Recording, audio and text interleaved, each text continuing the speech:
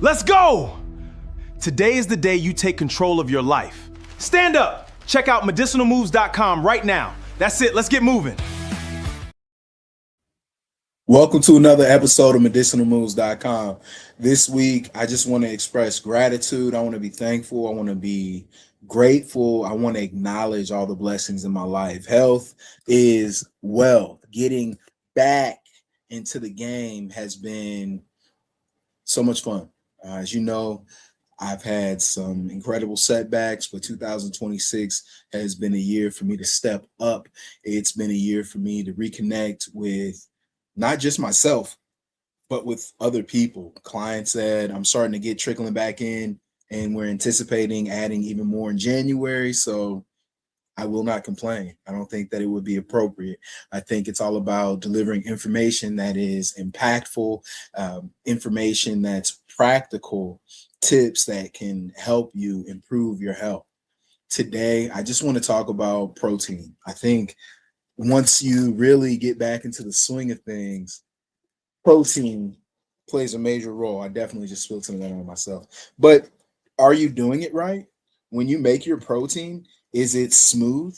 Is your protein delicious every time? I think if you're anything like me, you've had a learning curve on the protein. I'll admit, I used to put my protein in my coffee. I thought that that was going to be the best way to do it, but it didn't taste good. It was always grainy. It always had this weird texture, and I didn't like it. It dissuaded me from getting my whey protein that way, and I switched to a product that had more protein, but it wasn't that way. But I'll tell you the right way.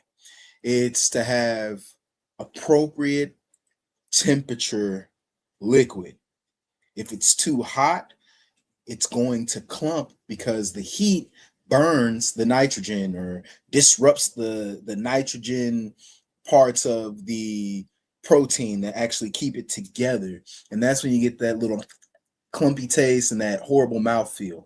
If you use water that's too cold, it'll be clumpy and it won't properly dissolve because, once again, the structural integrity of the protein with the temperature doesn't give us exactly what we want. But if we use room temperature or warm water with the slightest touch of warmth, just a little bit above what I would say is tepid, you're okay. You don't damage the nitrogen proteins, and you don't cause the clumping that the cold causes. I've even written an article. It took me a few days, but I'd like to share my findings with you. The science of the smooth shake, because it truly is a science, can be found at medicinalmoves.com. And once you read the article, it's pretty simple and straightforward, breaking down the science that I just described to you, because there is thermal chemistry when it comes to whey protein. Optimizing it with room temperature water is the ultimate medium for whey protein. Extreme temperatures will ruin your shake. If it's too hot or if it's too cold, expect a horrible product. To understand why water temperature plays such a huge role in mixing protein powders, we have to look at protein molecules and emulsifiers and how they behave in liquid. Whey protein isolate and concentrate are complex proteins suspended in a dried, powdered state. Modern protein powders rely on emulsifiers like lectins and hydrophilic or water attracting properties to dissolve quickly when combined with liquid. However, water temperature drastically changes how fast and effectively these molecules disperse. In cold water, you're going to have low kinetic energy, right? It's not optimal.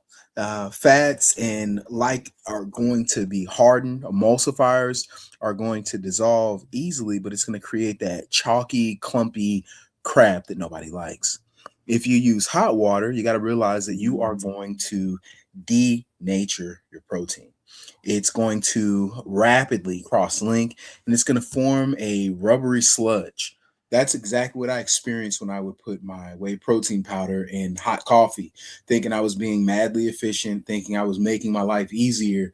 I cannot express to you enough how gross the mouthfeel of denatured protein is to me.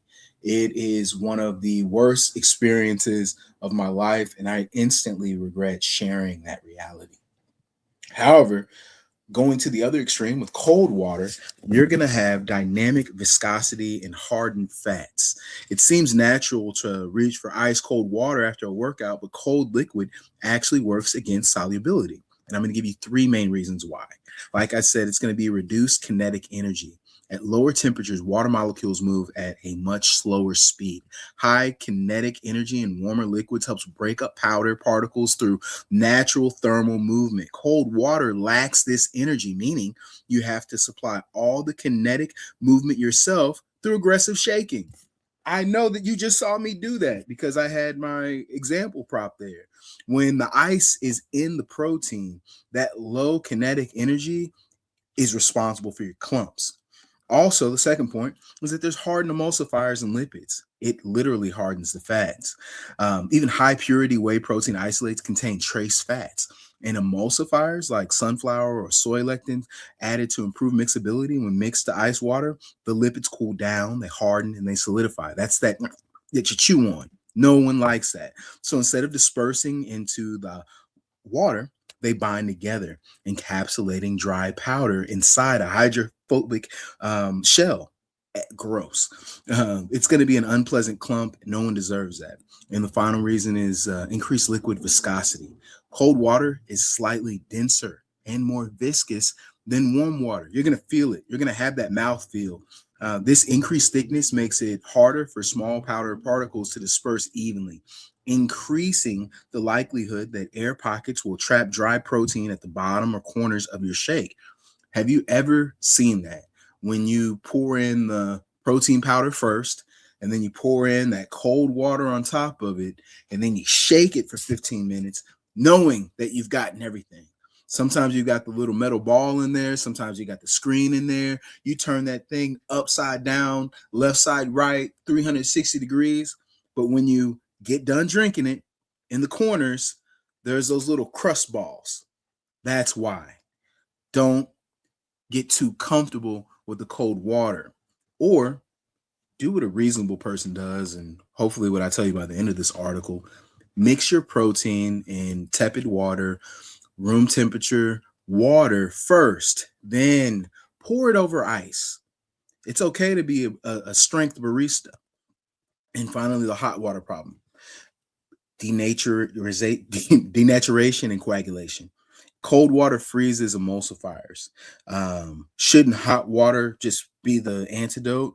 It's not like that. Hot water introduces the opposite problem: structural destruction, the denaturation of whey protein.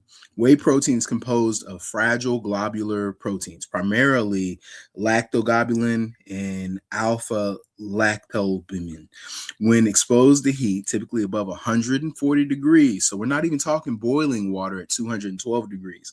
This is 72 degrees difference, all right? So that's a massive swing, but once you get above 140, it's no good because it's going to cause denaturation. Protein structures undergo denaturation. Their complex 3D shapes unfold, exposing hydrophobic internal bonds that are normally hidden. Those are those nitrogen bonds that I was talking about. It's so hot that it actually causes shells of little particles to go around the dry spots in your protein, giving you that horrible mouthfeel. The second point is the aggregation and curdling. Once these unfolded proteins interact with high heat, they rapidly cross-link with one another in a process that's called coagulation.